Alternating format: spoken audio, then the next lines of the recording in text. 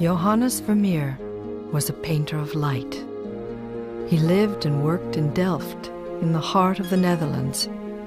But little else is known about this artist. The names of his masters, the nature of his training, the period of his apprenticeship all remain mysteries.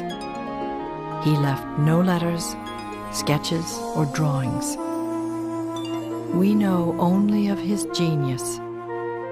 His paintings have intrigued and fascinated viewers for centuries. The themes he chose to paint were those he encountered in daily life. A girl reading a letter in the center of a sunlit room. A figure at work.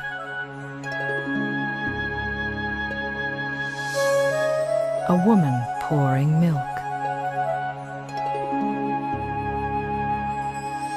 A girl in a red hat, her lips parted, her eyes lit with expectation, looking at us. What is it that draws us in? Is it the poetry and power of the images, the use of reflected light, the saturation of color, the softness and yet brilliance of the image? Or the sense of timelessness, its mystery and meaning? The celebration of ordinary tasks and daily life filled with quiet contemplation. The frozen moment in time, its intimacy and mood. A room filled with inner thoughts. Or is it simply the virtuosity of an extraordinary craftsman?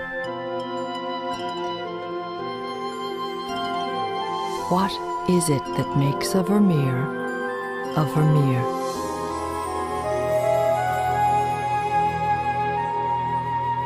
There's a greater sense of light, I think, in Vermeer's painting than there is in anybody else's. And the light bathes the room. It lights on the figures. The figures seem to glow. Some of them seem to have a light almost within themselves. And there is this brilliant, brilliant use of light that nearly always comes through a window, which is on one side of the scene. One of the fascinating things I noticed is that you never see the outside. You never see a tree through the window. You only see the light coming through. But it is this light that is incredible. His use of this light playing on the various textures that he wants to portray, which have all their different meanings. The supreme quality of Vermeer's light is the daylight effect. The clear daylight effect is extraordinary. Daylight permeates his shadows. And you see that so beautifully in The Milkmaid. As you look into that corner of the room where there's a wonderful still life of some kitchen implements, a brass pot and a wicker basket. You're seeing the whole thing, but you know it is in shadow. And one of the most beautiful things in the picture is the wall in back of her. And the gradations of light, or the intense light on the right side of the picture. And those gradations go from the most intense light to a darker light. But the shadows are transparent. There's always this clarity of form. The forms are never lost. There's another thing that's exciting about this picture. He begins to have a kind of pointillism. And if you look down at the loaves of bread, you got those solid forms, but in them he has these touches of light.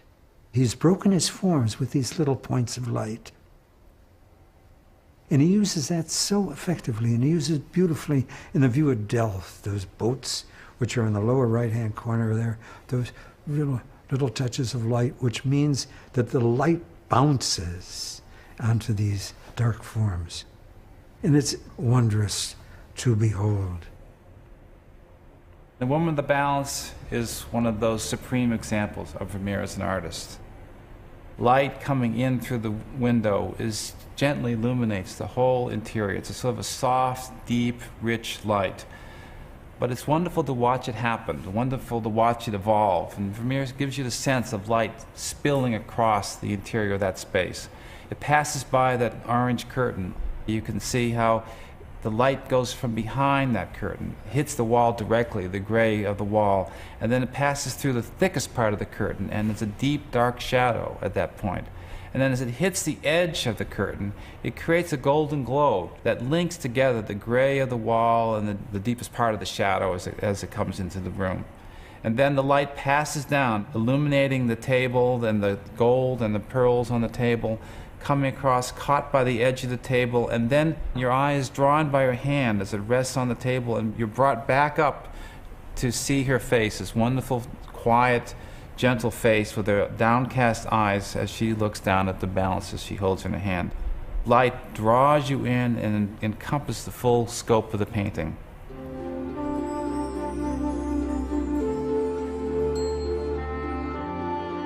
Harnessing light is central to the power of Vermeer.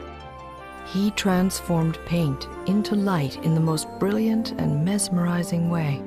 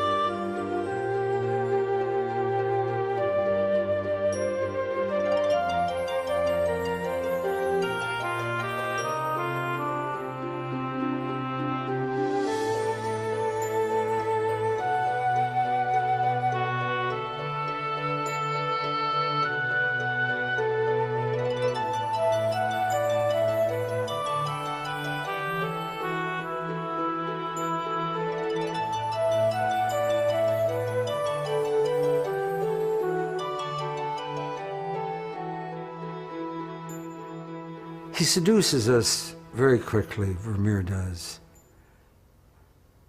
There's a magical quality to his work, beautiful, it's simple. But that's very deceptive. He's concentrating all the time. He adjusts reality. If you look at the art of painting, there's an artist at an easel, we see him from the back, and he's painting a woman, and she really represents history. And there's a map in the background, and the foreground is set so beautifully with the great carpet and the wonderful chandelier. All those details are ravishing.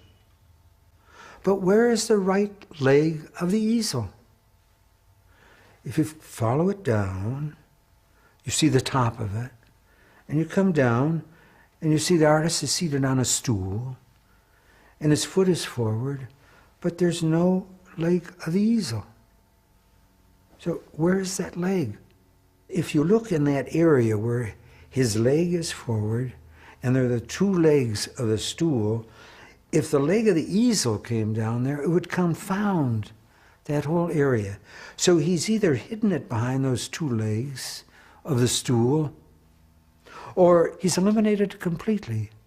And if there's ever proof that Vermeer is not an ape of nature, he just doesn't paint what he sees, he makes adjustments. His pictures are so calculated, carefully. You don't see the calculation, but I assure you, he has calculated his effects. He's concentrated. There's tremendous intelligence at work here, artistic intelligence. Vermeer designs his paintings so brilliantly, so carefully, that every part of the painting, every drop of paint, every line, every nuance of color has a deliberate meaning. A meaning in the composition, a meaning in the poetry, part of the story, whatever it is, everything has a meaning. One of the most wonderful examples is the woman in blue reading a letter. It's this single figure who's standing in a corner of a room, and she's holding this letter, and you can see the kind of emotional intensity of her experience, because just the way she clasps her arms by her side. But Vermeer locks that gesture into space by placing those hands right over the very strong horizontal bar that is the bottom of the map that hangs on the wall behind her. So this horizontal bar at the bottom creates this tense concentration on those hands. So the result is that you feel that nothing can move. Light also enters into this equation. While there are all these beautiful shadows and subtle shadow effects throughout the painting, she casts no shadow. By not casting a shadow, he somehow separates her out from time. The sense of passage of time that one senses with shadows and the moving of shadows doesn't exist with her. So it enhances that whole sense of permanence. It's very hard with Vermeer to separate one thing from another because they're all so interwoven and interlocked. In the woman holding a balance, it's another example. It looks as though she will never move. It's in large part created by the gesture of the hand holding the balance, because that hand is locked in space by being juxtaposed over the vertical and horizontal elements of the frame. The little finger is extended horizontally, it just holds that hand in space, and then Vermeer reinforces that visual juxtaposition with a perspective. If you follow the perspective lines, go right back to that finger, that extended finger. The perspective of the table, of the mirror on the wall in front of her, all receded to that one point. So that vanishing point reinforces the importance of that gesture. And it's very interesting in Vermeer all the way through his career to see how he uses perspective, where he places the vanishing point, because the vanishing point tells us where he wants the eye to go. An explanation of everything having a really serious part of the composition is in the woman with the balance. When I first examined that painting before the cleaning, the frame of the Last Judgment lying behind the woman was entirely black. In the X-radiograph, you could see the frame on the right side of the painting, behind the woman's head, had two light lines coming down. These light lines show that there was a density there, a dense material which could have been white lead or lead tin yellow. Further examination showed that this frame had been overpainted by somebody, not by Vermeer, very much later, and that two gold lines, actually they were bright yellow, had been painted out and painted with a dark grey. When that overpaint was removed, the composition came to life, because you've got on the right-hand side the two gold lines, you've got on the left-hand side the light coming in and the gold-yellow curtain, and right in the center is the gold little bit of her dress. And there are these three very, very important points, creating the strength of this composition with her holding the balance. Without the gold lines of the frame behind, the composition was just failing. It just didn't have the tension and the meaning that it now has. And that is a very good example of how every little thing in Vermeer's, every little point, every little mark has a meaning and has a purpose. Nothing is left to chance. Vermeer's masterwork, The Music Lesson, clearly shows that nothing is left to chance. On the far side of a sunlit room, a woman stands playing a virginal. A man in elegant dress watches her and listens intently. Both figures are quiet, as though the music were measured and restrained. This is one of the most refined of Vermeer's works. He carefully calculated every aspect of its composition. The figures, the musical instruments, the mirror, table, tile patches and chairs, however realistically presented, are conceived as interlocking patterns of color and shape. Vermeer's placement of the vanishing point creates a dynamic and clear focus. It falls on the sunlit sleeve of the woman. A halo of reflected light and color emphasizes its importance. We can actually see the hole in the canvas left by the pin Vermeer used to construct the perspective of the painting. The power of this work grows out of Vermeer's use of linear perspective. The sharply receding wall on the left, coupled with the pronounced orthogonals of the window frame, leads the eye quickly to the woman. She becomes the fulcrum around which the painting revolves. Vermeer further compresses the space by filling the right side of the scene with a large tapestry-covered table. The angle of its receding edge transports us quickly back to the vanishing point. The floor also plays a significant role in the perspective construction. Its strong diagonal pattern leads us directly to the woman. The interlocking series of rectangular shapes surrounding the woman adds visual emphasis to her importance. Vermeer creates a strong vertical focus by placing the mirror directly above the lid of the virginal, so that the bottom edge of its frame is overlapped by the top edge of the lid.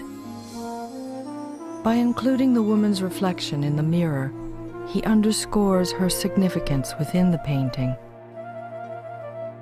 The placement of the man and his relationship to the woman was of concern to Vermeer. Infrared analysis reveals that he first painted the man further forward and leaning more toward the woman. She likewise had a more active stance, her head twisted back in his direction. Vermeer subsequently altered the figures. The woman now stands directly facing the virginal. Seen from behind, her face is hidden from the viewer, but her image in the mirror was left as originally painted. He moved the man slightly, placing him in a more upright position. These adjustments were subtle but crucial. Vermeer transformed the figures from active poses to statuesque ones, emphasizing the permanence of their relationship. The effect brings them into harmony with the carefully ordered space. Vermeer uses color to strengthen the focus. The yellow-white of the woman's blouse, the golden color of the virginal, and matching reflected light on the back wall highlight the figures. The red of the woman's skirt, and Vermeer's selective use of black on the mirror, the virginal, the clothing of the two figures, and the pattern of the floor help lock our eye into place. The combination of overall contrasting colors, patterns, and shapes create major and minor accents focused on the theme of the painting. Vermeer preserves the privacy of the couple by creating an intimate space through the arrangement of objects on the right. The strategic placement of the chairs and the bass viol on the floor lock the couple into the background, protecting their private communication and separating them from us. The forward position of the table and the placement of the painting on the back wall reinforce their intimate space. By placing a chair directly between the table and the vanishing point, Vermeer interrupts the perspective line, slowing down our immediate access to the couple. We are outside, looking in. The white, elegantly proportioned picture sitting on the table is central to the composition of the painting. Its form echoes the curve of the gentleman's arm, and its color helps to link the foreground to the background. The purity of this form gives it an almost sacramental character, symbolically reinforcing the theme of comfort and harmony provided by love. The mirror is one of Vermeer's primary creative tools. Using the mirror, Vermeer allows us to look down on the woman, the carpeted table, and the tiled floor of the room. The sensitivity with which he has rendered the reflection is remarkable. He set it back into the mirror rather than placing it on the surface by painting the forms softer and smaller, and by depicting the distorted reflections along the mirror's beveled edge. Vermeer uses the mirror to give us another viewpoint of the woman, revealing her most inner thoughts. By leaving the woman's original position in the mirror, gazing at the man, he suspends that psychological moment forever. It is this poetic image in the mirror that draws us emotionally into the heart of the painting. Vermeer manipulated the angle of the mirror for that purpose. Here we see the tilt of the mirror as he painted it. But in order to actually see the scene the mirror reflects, it would have to be drastically tilted by more than 30 degrees. Vermeer manipulated reality to intensify the psychological power of the painting. Understanding the potential of light is a primary aspect of Vermeer's genius. Here we see the room as it most likely would have been lit, given the clues the painting provides. Vermeer then selectively manipulates the light to strengthen the focus. He eliminated the shadows that should exist on the back wall to create an evenly illuminated white surface, providing a backdrop to emphasize the silhouettes of the figures. While Vermeer drastically reduced the shadow at the top of the virginal to allow the upper wall to be gently bathed in light, he darkened the shadow at the base of the window and distorted its angle on the wall. These two divergent shadows hold the virginal in place, the upper shadow leading the eye to the corner of the lid, and the lower shadow drawing our eye to where the leg meets the floor. Vermeer manipulated the shadows beneath the virginal by placing them closer to each other than they would really be, giving them greater substance and emphasizing the silhouetted shapes of the legs. He eliminated the shadow of the virginal's body against the rear wall in order to reinforce this effect. Vermeer completes this masterpiece by inserting his own presence. Showing the reflection of his easel in the top of the mirror, he reminds us that the artist is clearly present and in complete control. He is the master of what we see. The Little Street is one incredible painting. It's really the one I would most like to have at home. It's one of these paintings that somehow brings you back to your childhood, makes you remember what it was like to be a kid, to look out across the way and see life going on just like it always had gone on. You'd see the woman sitting there doing her little thing, you see the kids playing on the street, you see the little maid in the back. They had been there time after time after time. You know, something very comforting about this world. It's a very contained world. It's this view of a street, but it's what's interesting is you don't feel like you need to go left or right. You're very happy right there. You're very happy. You don't want to go anyplace else. Vermeer somehow has created a sense of a street, and you don't want to walk down it. You just want to stay and look at this little world that he's given you. And one of the magical things, one of the reasons that that happens is because of that red shutter. That red shutter says stop. That red shutter says you've gone far enough, you don't have to go any further. So that red shutter is really important to blocking, limiting, to giving that sense of comfort in that world he's created.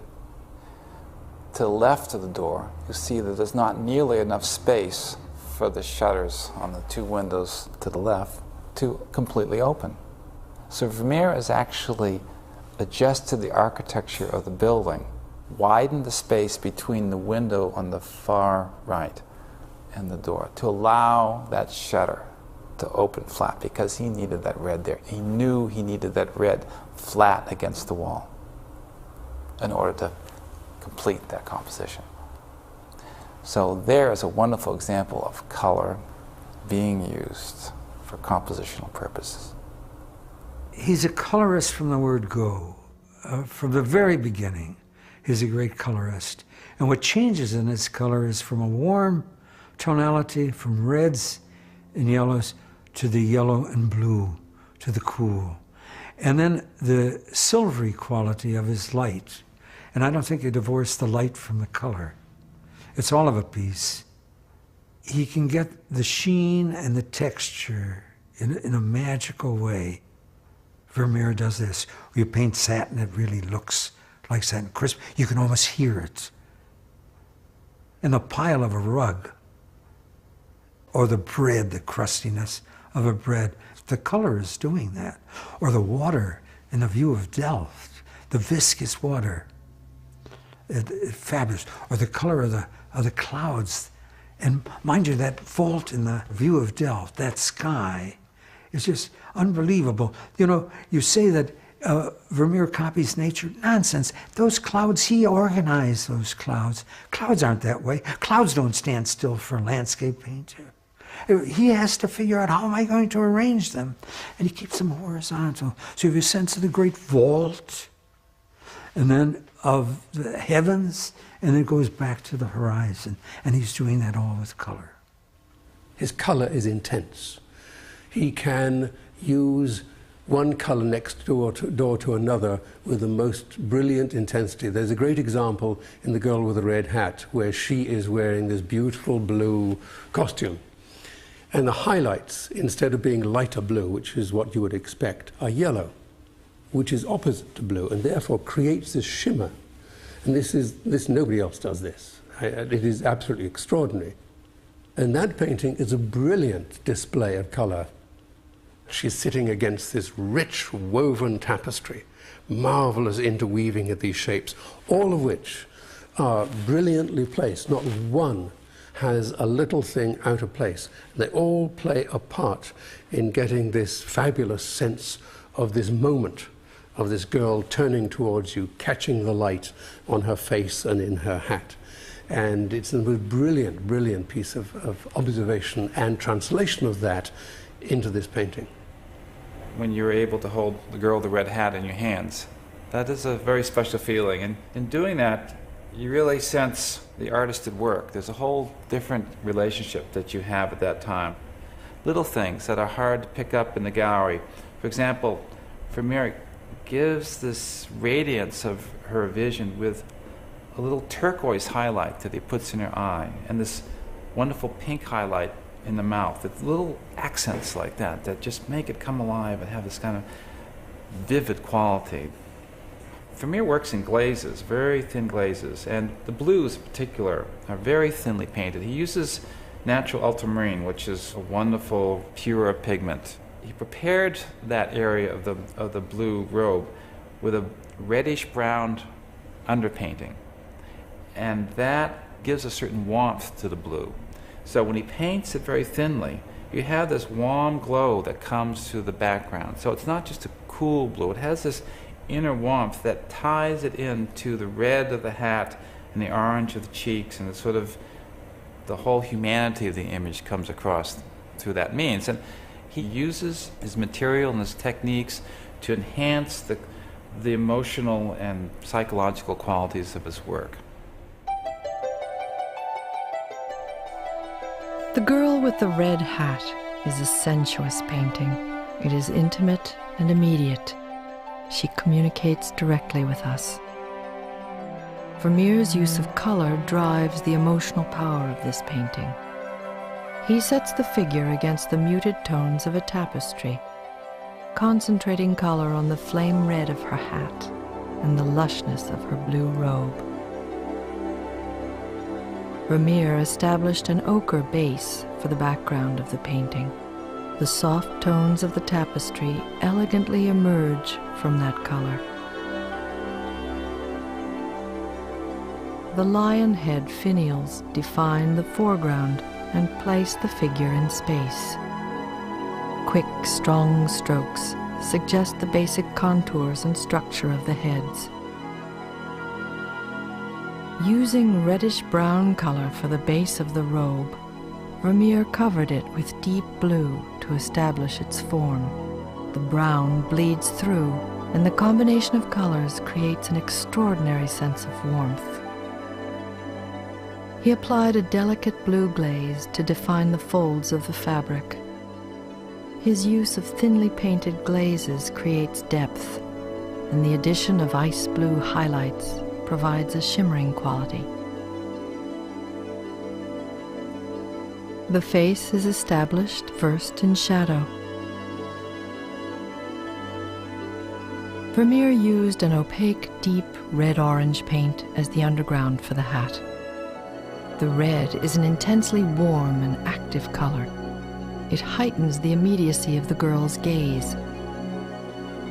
A succession of semi-transparent strokes of light red and orange creates the feathery appearance of the hat. Vermeer demonstrates his sensitivity to the effects of reflected light by placing a dark purple hue on the underside of the hat. He subtly casts an orange-red reflection across the girl's face to accentuate the effect the red has on the viewer. He then uses green, the complementary color of red, to create the shadows on the face, enhancing both colors. Vermeer paints the cravat in a brilliant white. After laying the white down, he scraped away some of the paint to create definition. The white in the center of the composition cradles the face and focuses attention on her expression. Vermeer draws upon the power of light to increase the intensity of the color and to animate the painting, adding soft and shimmering highlights that crystallize the form of the finials, yellow highlights to enhance the blue of the robe and accentuate the quality of its color, delicate strokes finishing the texture and lushness of her hat, and highlights on the earring, nose, and lips to bring the face to life. His crowning touches are the placement of the pink on her lips and the turquoise in her eye. Vermeer's extraordinary use of color encourages a dialogue between the viewer and the girl and enhances the sense of poetry that flows throughout his paintings.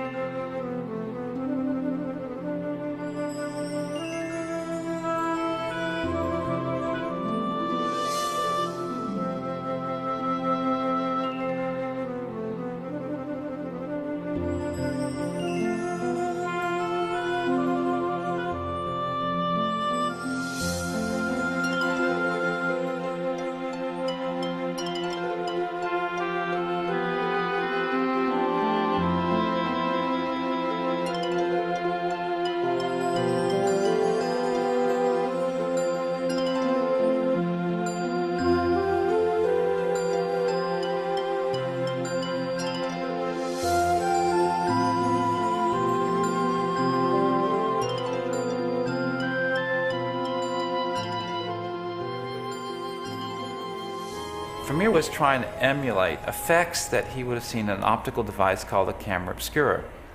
Some of those qualities of this immediacy of looking out of this more momentary character of this painting may in fact be partially explained by the inspiration of the camera obscura. Now, he didn't really paint from a camera obscura.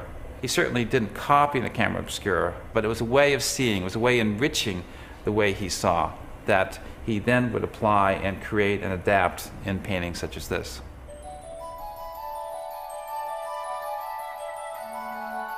Camera obscura means darkened chamber. Its images were seen as magical in the 17th century, often described as nature's paintings. Its process is simple. When the camera faces an image on the outside, rays of light enter into the darkened chamber through a convex lens on the front of the box, projecting an inverted and reversed image on the surface of the glass viewing window at the back of the camera. The image contains optical effects, such as diffused or soft highlights. This is an actual black and white image of a lion head finial as seen through a camera obscura. The impact of this optical effect can clearly be seen when we place it next to Vermeer's painted finial in The Girl with the Red Hat. Those finials are a marvelous example of what you will see from a camera obscura. They're slightly out of focus in a way, and yet he's managed that light on them in the most brilliant way. The highlights are made by building up layers of paint, starting with an opaque layer, then building translucent layers, one on top of another, and finishing with little spots of bright white light. And those spots of bright white light are intense. And in fact, they remind me of the pearls that you see so often in Vermeer's paintings, where he does exactly the same thing, where he puts this circle of translucent white paint, grayish white paint, to create the roundness of the pearl, and then this little blob of white paint in the center which creates the light. It's exactly the same way that he paints the finials. It's quite extraordinary. I think the most magical moment, perhaps in all of Vermeer's work, is in The Lace Maker. What a wonderful painting. And you have this woman, this intent woman who's busy with her activity of lace making. In the foreground, you have this thread spilling out of this cushion, totally diffused. I mean, you cannot make out what these are. This incredible, unfocused quality of these threads. It's amazing, and that is such a wonderful example of what one would see in a camera obscura focused closely on an individual. You focus the image on the face of the individual, and the foreground then gets entirely out of focus. With Vermeer, there's this marvelous softness where outlines are soft, every layer flows into one another. And so you get this fabulous sense, this poetic sense of light and movement, whether it be on a tabletop, whether it be on a wall, whether it be on a person's face. Everything is very, very soft and flowing from one layer into another. There are no hard edges. To look at a Vermeer through a microscope is an extraordinary experience because you see all this flowing, all these soft, soft edges. You wonder whether you're looking at the edge of the finger or something else when you're looking at a woman's hand. So soft are they. And he achieved this by painting wet in wet. Now, this is very simple. He would put down one layer, let's say, of opaque paint. While it was still wet, he would put another layer on top. And because the underlying layer was still wet, they would meld together, soften together. The edges would just blur a little bit. And there would be this flowing of these edges. So if you have a number of layers, one on top of the other, doing this, this is creating this extraordinary sense of atmosphere, diffusion of light, this marvelous feeling of the form without having to describe every little fine detail. And a very good example of this is the little street in Delft. The house which has this facade of a brick wall, where if you look at it you think that every little brick has been painted very distinctly. Absolutely not. When you look at it, it's the texture which gives you the sense of all this brickwork, not every little brick. And so he's creating this movement throughout the whole surface of the painting by this technique of painting wet in wet. It's quite ingenious. There's illusion of texture in Vermeer's work. The most extraordinary textural effects are probably in the View of Delft, and I think the View of Delft is really amazing because there's this view of this city seen from across the waterway and across the harbor, and yet it seems so immediate, so real. There's something so intense about that view that it just comes out at you. And it's color and it's light, but it's really texture that is at the core of that. And he does lots of different things to create this effect in this painting. One of the amazing things, if you look at the roof lines and the different types of roofs, the orange tile roofs on the left, for example, have a kind of a bumpy character that he creates by having a sand layer mixed with lead white underneath the paint. So it's a lumpy base specific to that area. So he very consciously wanted to create the effect of texture three-dimensionally, and then he puts on it the orange and little highlights on top, little dots on top of it. Then when it comes to the boats, this wonderful feeling of light flickering off the water onto the sides of the boats that he does without any three-dimensional texture, but with all this handling of paint with these various diffuse layers, these little circles, these diffuse highlights, and then opaque highlights on top of it. Very interweaving of thin and thick and thin and thick. It's different in different parts of the painting, but it's all to serve a certain effect. It's really interesting to photograph it from here because everything always seems out of focus. It's one of these strangest things. And even restorers have been bothered by this. And this painting, The Woman Writing a Letter, is a wonderful example where when we brought it into restoration, the arm was in fact quite precise in definition, and we discovered that in fact the restorer had made a contour line along that arm to make it defined in space, sort of losing the whole quality of light that Vermeer was creating. That is so unlike Vermeer. Vermeer did not create hard edges. They were all soft. And this repaint was quite clearly much later than Vermeer. And having established that this paint was false, it was removed very easily with no damage to the underlying. And there you see this typical lovely soft edge to her arm as she leans rather, she caresses the table in the same way that she's caressing the letter which she's writing. It is the most intimate, quiet painting. In fact, I think it's the most quiet, soulful of all of his paintings, as far as I'm concerned. Part of the magic of Vermeer is to create more than he actually is put down. The sense of more there than there is. And that happens a lot with color. And color, he uses color so selectively, and you feel this wonderful yellow of her jacket. But when you look at it carefully, you see, in fact, that there's very little yellow there. It's only in those highlights where the light is hitting the form that he's actually using the lead tin yellow to give that focus.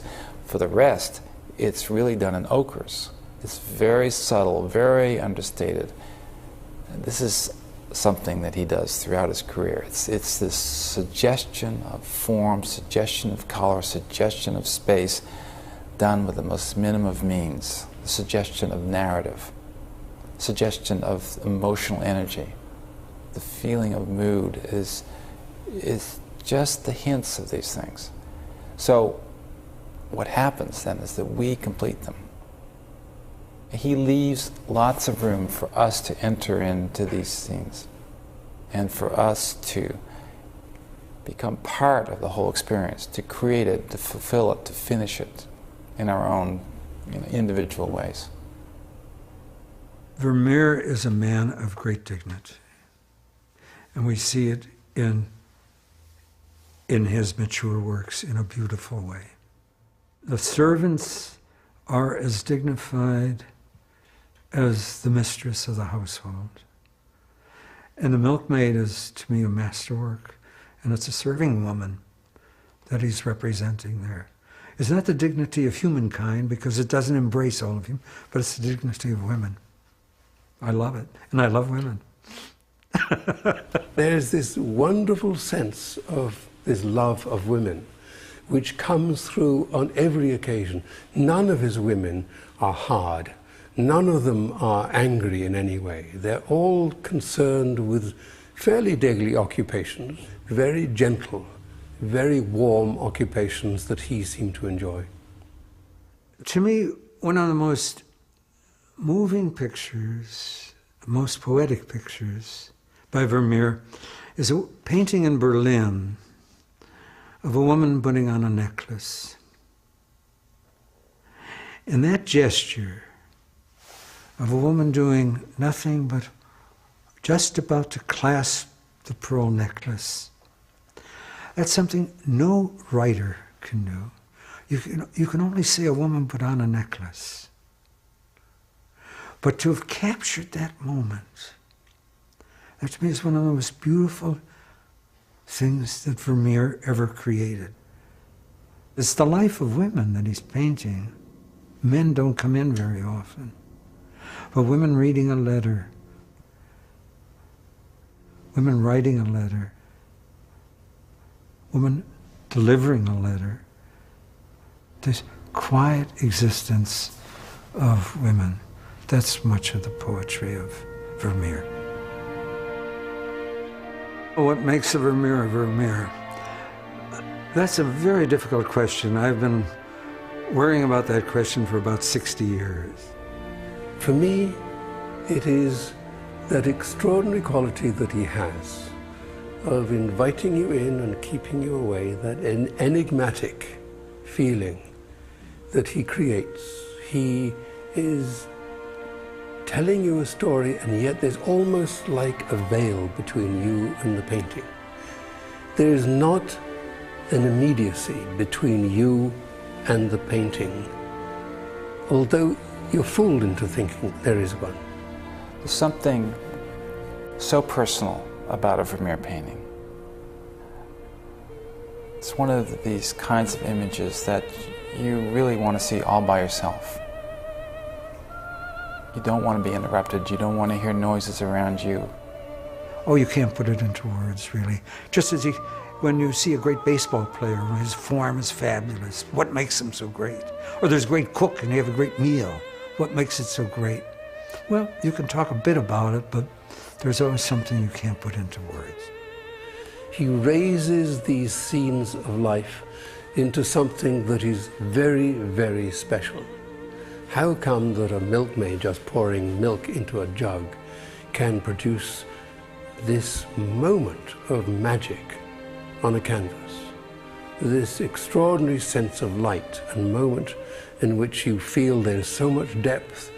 There is so much more than just this simple domestic act. And he raises up these pictures into this ethereal level, which is very hard for us to comprehend. And he really is a genius at making these scenes quite magical and quite mysterious. At the same time, it's so universal. There's something about that image that is meaningful to all of humanity. There's truths, there are underlying truths, there are fundamental truths about human existence. There are a sense of harmony, of life, the relationship of man and nature, the joy of life, the sense of possibility in such an understated and subtle way that you just come back to it over and over again and just feel enriched by the experience.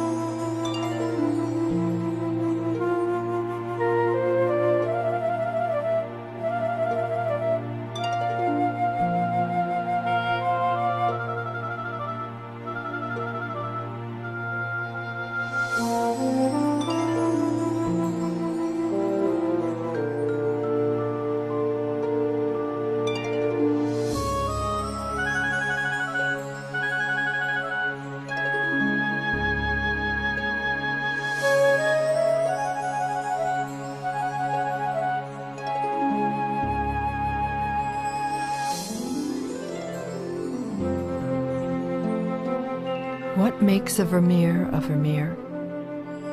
Perhaps there is no single answer, but rather it is a combination of answers which is different for each and every one of us.